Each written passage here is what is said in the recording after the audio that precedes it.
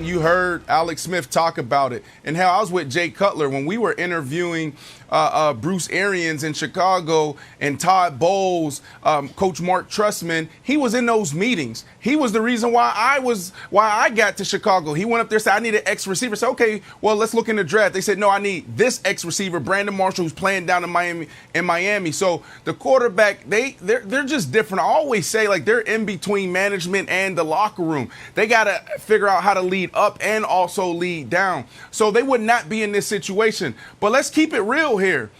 They didn't believe that Aaron Rodgers was going to be their quarterback. They made that move thinking that, oh, we're going to move on from Aaron Rodgers. So that's why we're in this situation, because Aaron Rodgers, every time he speaks, he keeps saying, they thought I was done, then I had an MVP year, and that threw a monkey wrench into this whole deal. So if they had that conversation with him, then Aaron Rodgers would have had a bunch of questions, and they wouldn't have had any answers for him, because then it would have blew up in their face. Because they're like, well, Aaron, we're going to move on from you. That's what we're planning on doing. So that's why they tried to go behind his back to make this move, Nick, and it still blew up in their face.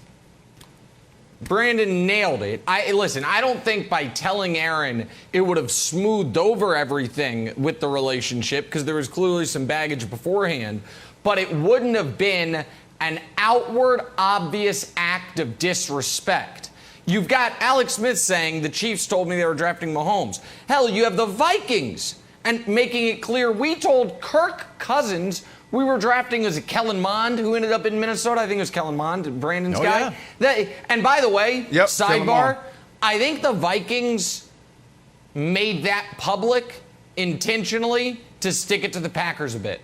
Like, hey, we even let Kirk Cousins know. Like, oh, Green Bay, divisional rival. I don't know how you run business, but we're letting Kirk bleeping Cousins know about Kellen Mond in the second round. You can't let Aaron Rodgers know about Jordan Love in the first round. I think that's a little interdivisional subterfuge. Moved up to get him. Brandon keyed on the most important part of the Kenny Mayne interview. Everyone we focused on, and I didn't realize it till after the show when we talked about it. We focused on that. He kept saying the people, and he didn't mention Gutekunst management, but he had a very fascinating quote when he said, I threw a monkey wrench in their plans by winning MVP. Think about what that quote is saying. It is saying he believes that him playing the best football of his life was the opposite of what his team wanted. If he truly believes him winning the MVP caused a problem, then that means you must follow it to the furthest logical conclusion. Why is it a problem? That would mean they were expecting, if not hoping, what's the opposite of an MVP season? A terrible season.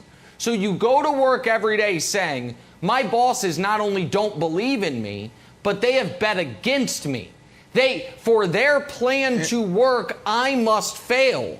That's not a tenable situation, Brandon. Like, that is, and that's what Aaron made it clear, was that he screwed things up by playing so well. And so would it have solved things if they'd given a heads up? No, but it would have made things a lot better. There's no doubt about it. And now let's go to the other part of the conversation that everybody's leaning into, talking about the people. See, this is the dark side of sports. You have Aaron Rodgers, who's been there for 16 years. He brought a Lombardi trophy back there, right? So when you think about it, yes, if I'm falling off and I've done so much for this community, I've done so much for this team, for the people in this building, people's done so much for me. We have these real relationships. If you believe that, just be honest with me.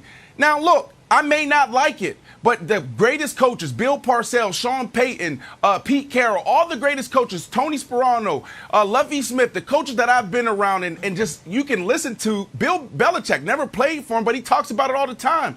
Players want you to be brutally honest. Don't play around with players. So you could have went to Aaron Rodgers and said, look, Aaron, this is the move we're making because we feel this way. Aaron may have asked for a trade. He may have said something that they didn't like, but that's what you need to do because that's the part that is getting lost there is that Aaron is saying you guys could have came to me and had that discussion of telling me the God's honest truth, what you felt deep in your heart, Wilds, and that's why this situation can't be fixed, and they need to move on from him as fast as possible, because that was a trickle down effect where now you're seeing wide receivers not even show up to OTAs. Okay, so Brandon, let's play it out. You and I will never have a fight or a disagreement, but we'll go into fantasy world right here. If I stop showing up to the morning meetings, I just stop. And I'm like, oh, Wild's not showing up to the meetings anymore. And it's an issue with Brandon. I'm like, wow, what happened? Well, remember 14 months ago, Brandon disrespected him. Wouldn't the first response be like, huh? 14 months ago, and now Wilds is upset? Like, he did a whole year, and he was great on the show. He had an MVP season on the show. And now it's coming to a head? Like, tell Wilds to, like, hey, what do you want us to do? It was 14 months ago. The idea that it's like an untenable situation or it would hurt the performance has literally been proven wrong because he won the MVP and they're a penalty away from going to the Super Bowl. So for me, the weird thing that's not being discussed, we're acting like that this was this draft. It was 14 months ago. We've gone through an entire year. So I'm surprised that, go ahead, Doug, you take the ball. Right. So, all right, what happened after those 14 months? The wide receiver that he liked, what was his name? We talked about him on the show. He had his 15 minutes of fame. Kumaro, his buddy. He wanted Kumaro. And then what you got to understand, I always say this. This is a $16 billion industry. Got hit last year because of COVID, took it down to $12 billion, and you have multi-million-dollar athletes. A lot of egos involved. So there's a lot of conversations. Yes, Aaron Rodgers probably sat down with Brian Gutekunst. And when you sit down face-to-face, now you got this machismo popping up. So there's probably so many conversations that they've had since then, or walking by each other in the hallway or sitting down next to each other in the cafeteria, the same line, and you can feel that. So it's not just like they drafted Jordan Love and then they just moved on. There's so many things that happen after that. And then you also have contract negotiations. And then how does Brian Gutekunst present himself at the table? And in those 14 months, Rodgers proved him wrong. Like Wilds. I think the better version of your analogy is this. You haven't been showing up to the meeting. It's made Brandon mad. And so Brandon has gone to management and said, we need to replace you. And you've said, okay, let's get through the next 9 months. I'm still not going to show up to the meeting. And I bet we have the highest ratings we've ever had. 9 months are over. Ratings are in. Best we've ever had. And now you go and say, I was right. He was wrong. Not only are you not replacing me, I want you to do something with him. That's what happened. Rodgers said, okay, challenge accepted, Gutekunst. We'll see who ends up right after this upcoming season. The season ended. He was great. He won the MVP. They got back to the NFC Championship game. And so he wanted some type of retribution, whether that's trading Jordan Love, firing Gutekunst, giving him a fat new contract, something. They did none of the above, so now he's under a waterfall in Hawaii. Saying, okay, I'll talk to you when I talk to you, buddy. But I'm chilling. Think about this. Look, we're seeing it. We're seeing this play out. We're seeing this play out in San Francisco, out in the Bay. You got the 49ers. They told Jimmy G how they felt about him. He said, you get hurt too much. That's true. You're not. They basically said you're not good enough. That's basically what they said to Jimmy G. They said it to him privately. They said it to us publicly. And then they also said we're in the market for a quarterback. Jimmy G had a decision to make.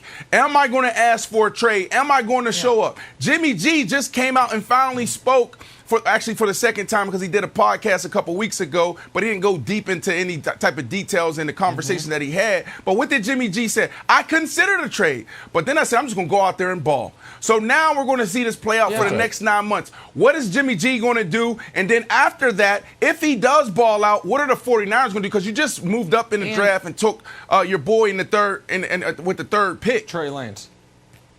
Yeah, and the other factor, this is the simple version of this. I'm sorry, Jenna, I'll just be very quick here. The simple version is the Packers tried to ask for forgiveness instead of permission.